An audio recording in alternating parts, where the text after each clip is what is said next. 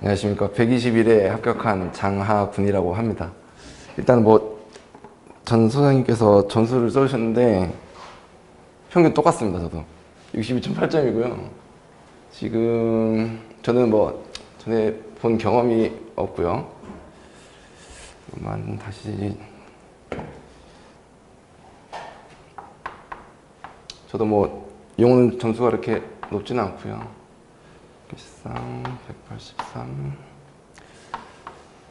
193 이렇게 해서 평균 점수는 똑같습니다. 1차적으로 지금 아까 교수님께서도 제가 들어왔을 때 가장 의외의 인물이라고 말씀을 해주셨는데, 제가 학원은 2월 1일 날 등록을 했습니다. 그래서 실질적으로는 4월 달에 시험을 봤어야 되는데 2개월 만에, 근데 코로나 때문에 한 달 미뤄져서 5월에 시험을 봤고 단 3개월에서 공부를 해서 합격을 했습니다.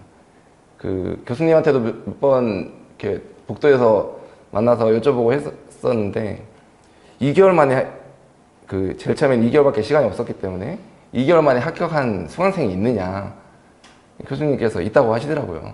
그리고 또 시험 바로 보기 전에 문자를 보냈었습니다. 너무 공부 시간이 짧아서 이거 걱정이 된다. 근데 교수님 맨날 하시는 말씀 있지 않습니까?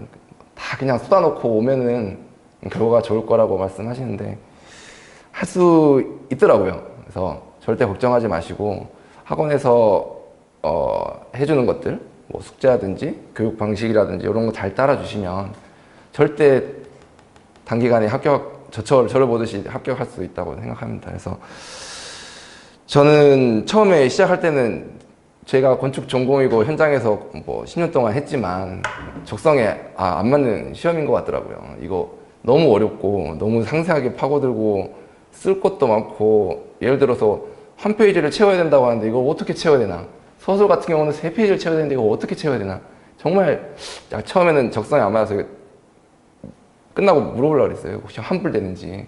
환불되면 환불하고 다음을 계약하려고 이렇게 했었었는데, 그 정도로 저도 좀 힘들게 공부를 좀 시작을 했습니다. 그리고 제가 이렇게 나와서 이렇게 말씀을 드리는 게, 저도 지난 우리 학원에 다른 합격하신 분들을 동영상을 많이 봤습니다.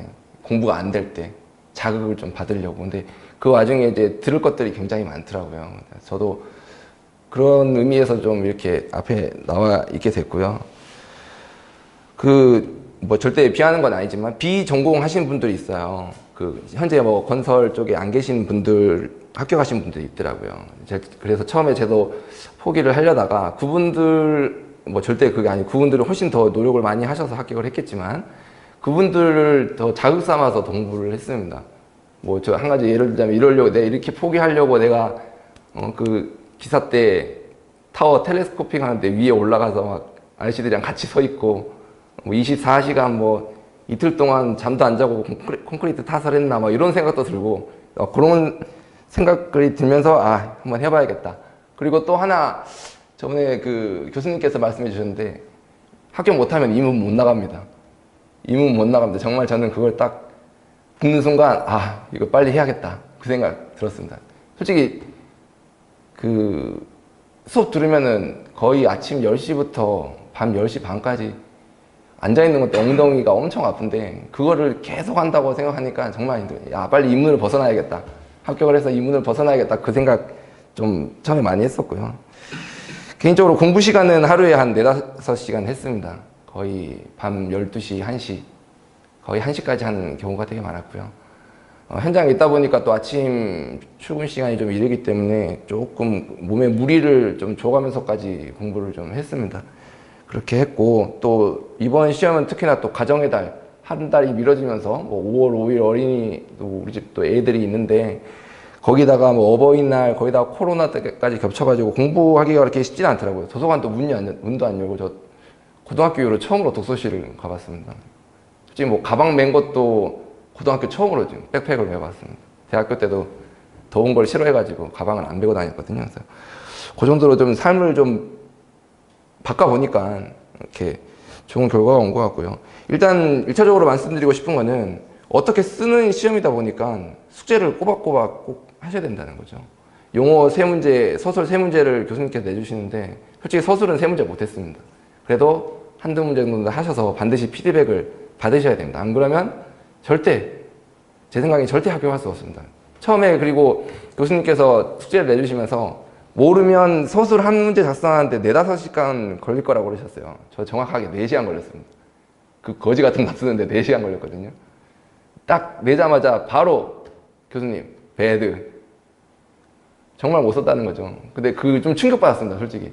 와, 나 4시간 동안 이거 3페이지 쓰려고 4시간 동안 이거 가만히 앉아가지고 썼는데 점수가 정말 못 썼다, 형편없 썼다. 당연한 결과죠. 보면은. 결론적으로 보면은 정말 형편없는 답인데 저는 처음에는 좀 충격을 받았죠. 근데 그렇게 계속 피드백을 받다 보니까 딱 한 달 정도 지난 것 같습니다. 지가 딱 써 있더라고요. 잘 썼다는 거죠. 와, 딱 그걸 받는 순간, 아, 어떻게 좀 해보면은 되겠다는 생각이 그때 1차적으로 들긴 했었어요. 그리고 나서 그런 형태로 다음 숙제를 냈더니, 이번에도 G는 아니지만은, 빨간색이 안 보여요. 대부분 OK로 해서 넘어가더라고요. 그래서 숙제를 반드시 하시라는 거.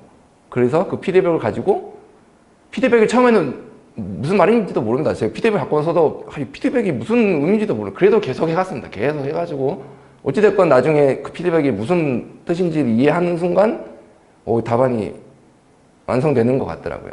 그래서 그렇게 해주시면 가장 좋을 것 같고요. 그 다음은 저도 마찬가지지만 이 노란색 책만 봤습니다. 별다른 거 볼 것도 없고요. 볼 시간도 없고요.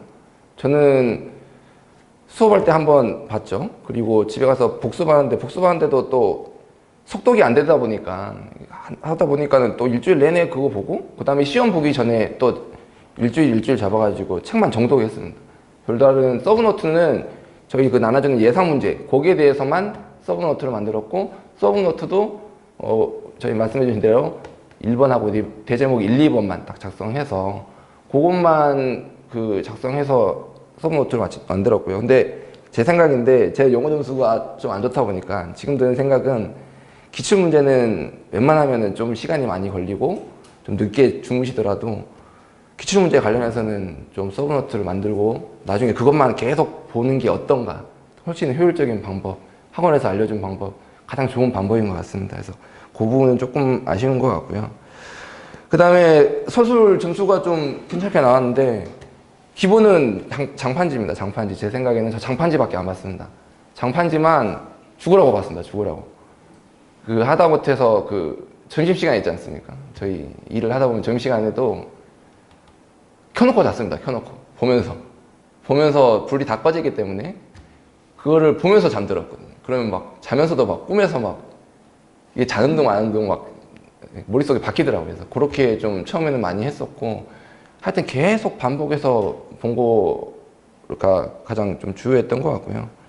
그 다음에 이제 시험을 보러 가게 되죠.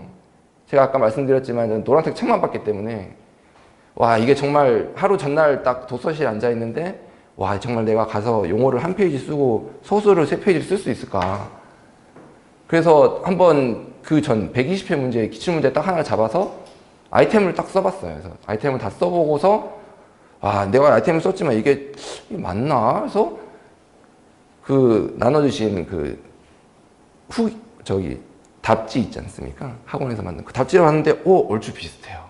와 이걸 좀 또 해볼만 하겠다. 시험 하루 전날 또 그 생각이 약간 좀 들긴 했었습니다. 3개월밖에 안 됐지만 그렇게 해서 시험장을 딱 갔는데 정말 교수님 말씀하신 대로 뭔 내용을 쓴지도 모르겠습니다. 그냥 진짜 이 손에 뇌가 있는 것처럼 그냥 손은 쓰고 있습니다. 계속 손은 뭔가를 계속 쓰고 있는데 나중에는 기억은 안 납니다. 근데 정신 차리고 말씀하셨듯이 손은 쓰고 있는 와중에 이제 정신을 뻗떡 들어서 그 다음부터 아이템을 계속 작성해 나갔던 것 같아요. 그림은 뭐 아이템마다 거의 다 집어넣은 것 같습니다. 막 그냥 그렸습니다. 막 그냥 일단 그리고 나서 제가 맨 마지막에 그 시간 정도는 있을 거예요. 막 돌려보시는데 그래도 구성이 좀 있어 보이구나. 그러려면 역시 표나 그림이 좀 들어가 줘야 되는구나. 뭐 그런 생각이 역시 알려준 대로 학원에서 말씀해 주신 대로만 따르시면 될 것 같고 저는 좀 잘 모르는 것 같으면은 여기 뭐 선배님도 많으시지만 현장에서 있었던 거 넣습니다. 그냥 막 현장 경험 막 거기다 쑤셔 넣습니다. 막. 잘 모르니까 아이템을 도출해내지 못하는 거는 그냥 현장 경험 막 갖다가 집어넣습니다. 괜찮다는 거고요. 그리고 교수님 말씀하시는 것처럼 했던 놈처럼 그렇게 작성을 하려고 노력했습니다. 그러려면은 아까 전에 선생님들 말씀해 주셨듯이 명사, 숫자 기본적으로 좀 들어가 줘야 될 것 같고요. 그 교수님 맨날 말씀하시는 거지 같은 총론 내용은 최대한 배제하려고 이렇게 노력 많이 했었습니다. 시험을 저도 처음 보다 보니까 처음에는 뭐 또 시간 분배를 어떻게 해야 될지도 모르겠고 하면서 1교시 때 그거를 딱 적응하는 순간 2교시 때 정신을 차려서 작성을 한 것 같아요. 그래서 절대 이제 시험 가기 전에 조금 더 시험에 어떻게 대처를 할지 생각을 머릿속에 좀 하고 가시면 저 같은 이런 용어가 이상하게 나오는 뭐 그런 일은 없을 것 같고요. 다시 한번 말씀드리지만은 다 하실 수 있을 거예요. 저도 하는데 왜 못 하시겠습니까? 저도 저도 놀랐습니다. 3개월 만에 할 수 있다는 게. 어찌됐건 저도 뭐 처음으로 보고, 저도 1년 계획 잡고 솔직히 말해서 122회가 목표였거든요. 5개월은 해야지 되지 않을까, 공부는. 그래서 첫 시험을 보려면 5개월은 해야 되지 않을까, 합격할지 안 할지는 모르겠지만.